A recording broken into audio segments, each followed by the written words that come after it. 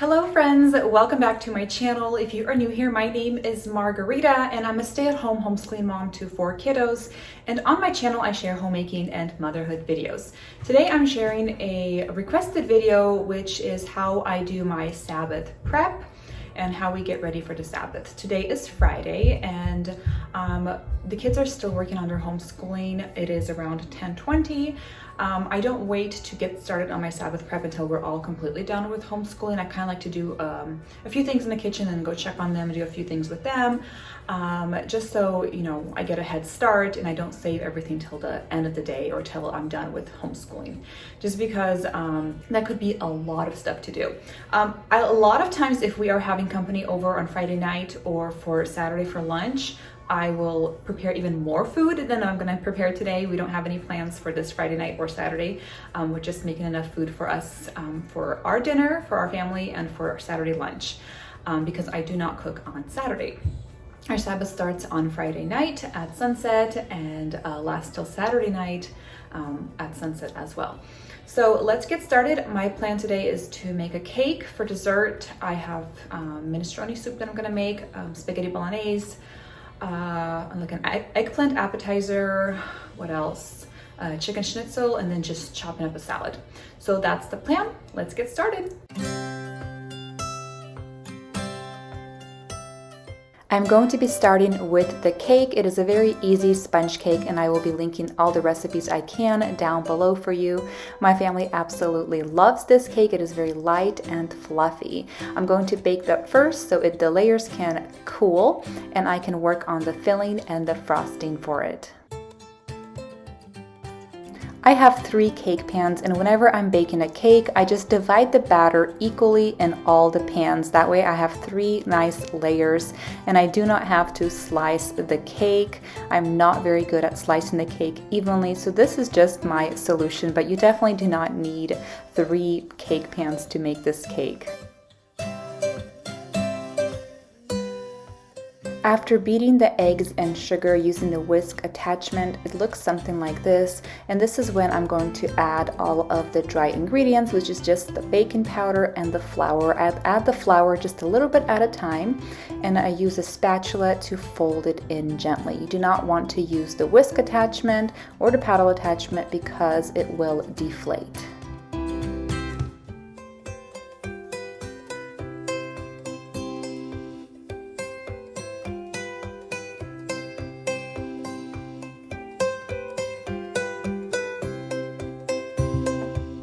I am baking all the cake layers at the same time in the oven. My cake pans fit nicely on my one rack, and I do want to mention that I like to clean as I go. I do not leave a messy kitchen or all the dishes till the end. That would be a very daunting task to tackle. So I just like to clean, wash the dishes, and then move on to the next task. The cake that I am making has a strawberry filling inside, so I'm just going to process some strawberries and raspberries together in my food processor and set that aside.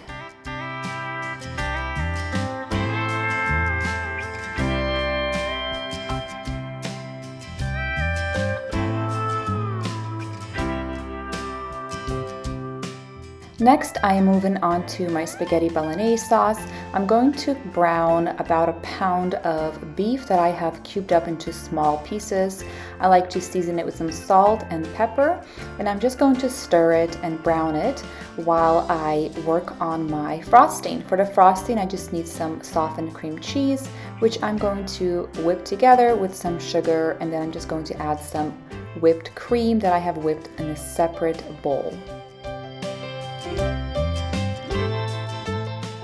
My frosting is now done and it tastes delicious, so I'm going to set it aside until I need it. Now that my meat has been cooked through, I'm going to add my vegetables, which is just celery, carrots, and onions, and I meal prep this ahead of time, so this is quite easy to make. Right now I didn't have to do any chopping for the spaghetti bolognese. Cake layers are done, just taking them out of the oven, letting them cool for about 5 to 7 minutes, and then I will take them out of the pans to cool.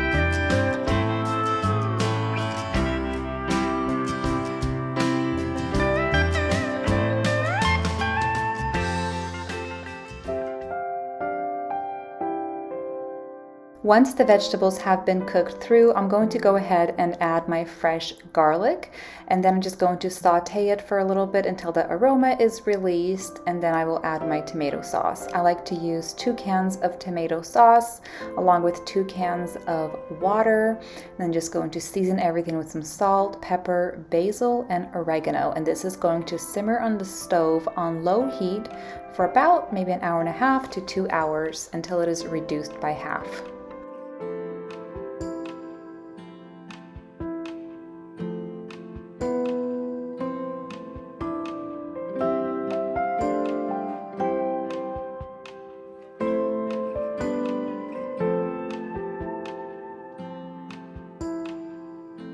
Next, I am moving on to the minestrone soup. I'm just chopping up some carrots, celery, zucchini, green beans, and an onion.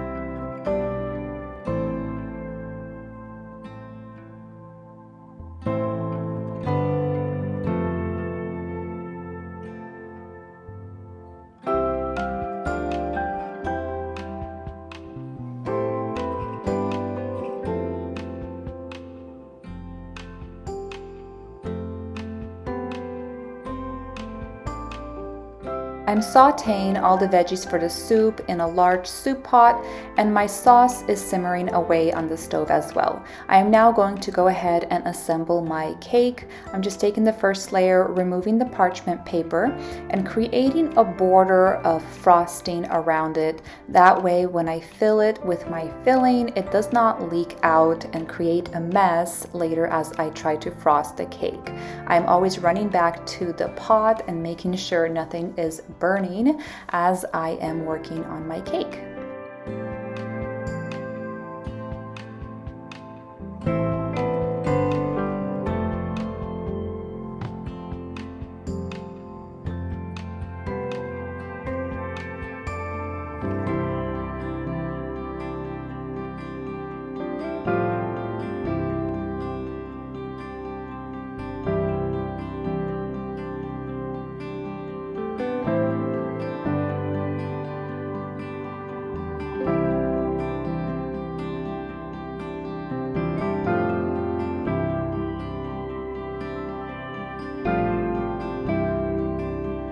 We all love cream cheese frosting, especially with this sponge cake. However, it is not an easy frosting to work with. So I'm just going to go ahead and kind of give it a rough coat and then stick it into the fridge to kind of stabilize, get a little firmer, and then I'll come back later and do a second coat.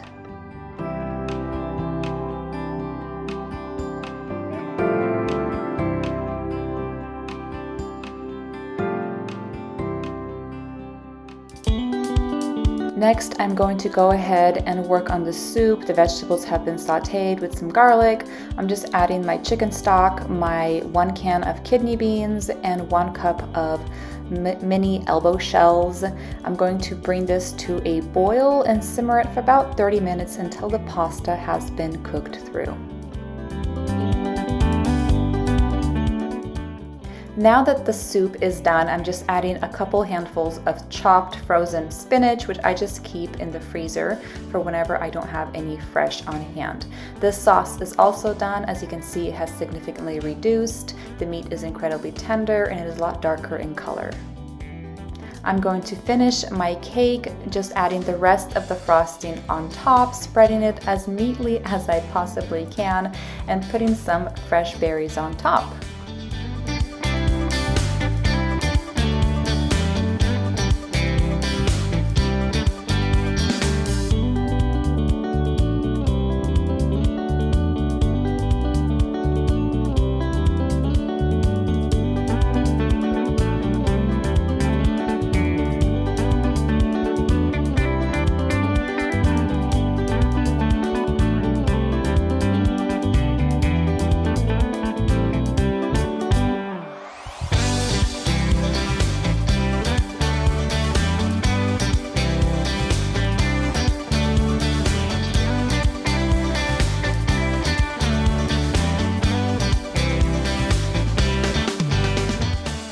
I'm transferring the cake to my cake stand with a dome, and I'm going to stick it into our fridge until tea time tonight.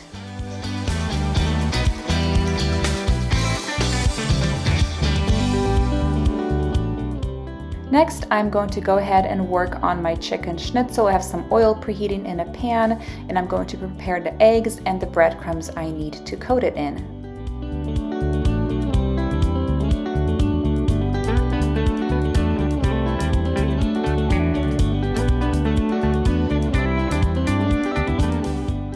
I have 4 large chicken breasts, which I have sliced, pounded flat, and seasoned last night. This will ensure that the chicken will be seasoned well and we are not going to be eating bland chicken.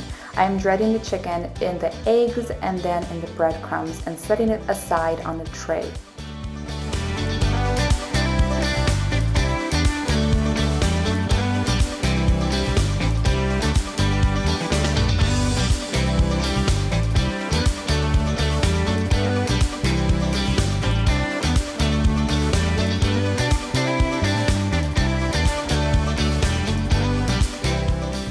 I'm cooking the chicken on low to medium heat until both sides are golden brown.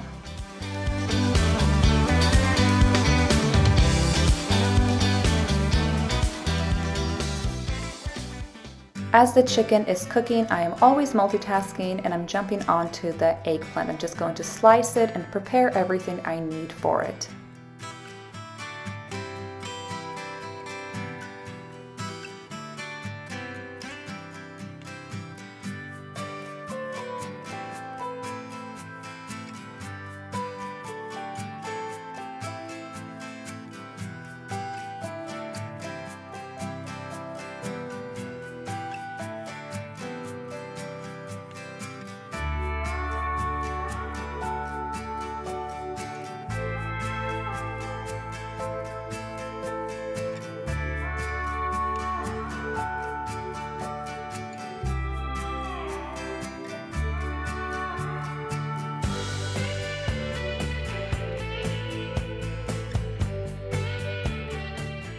I'll be dredging my eggplant slices in eggs and flour. So I'm just going to prepare that and go ahead and start cooking my eggplant.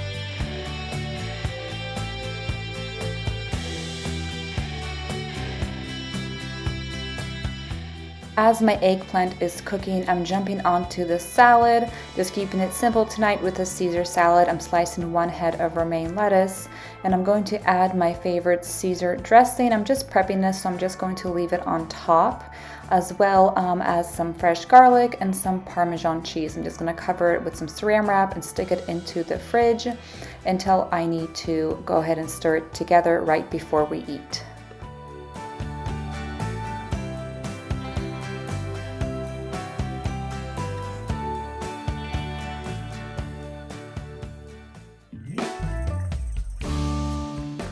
I need some fresh dill for the top of the eggplant and for the garlic aioli. I'm going to create the aioli with just some avocado mayonnaise, some fresh garlic, some dill, and some salt and pepper. Just stir it together and I will be topping my fried eggplant with this.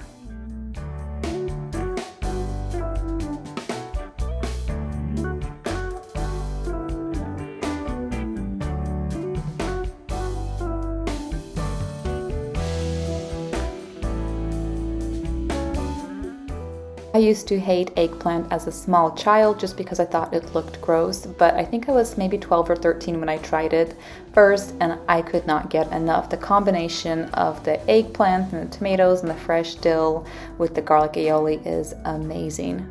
I actually do not know what nationality this dish is from.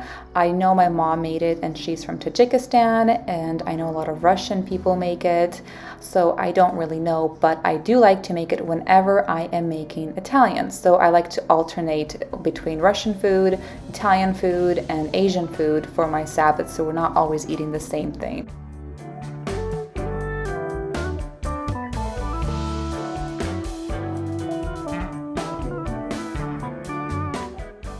Now that I am done cooking, my daughter is setting the dinner table, and I'm going to clean the kitchen and get everything ready for our Sabbath.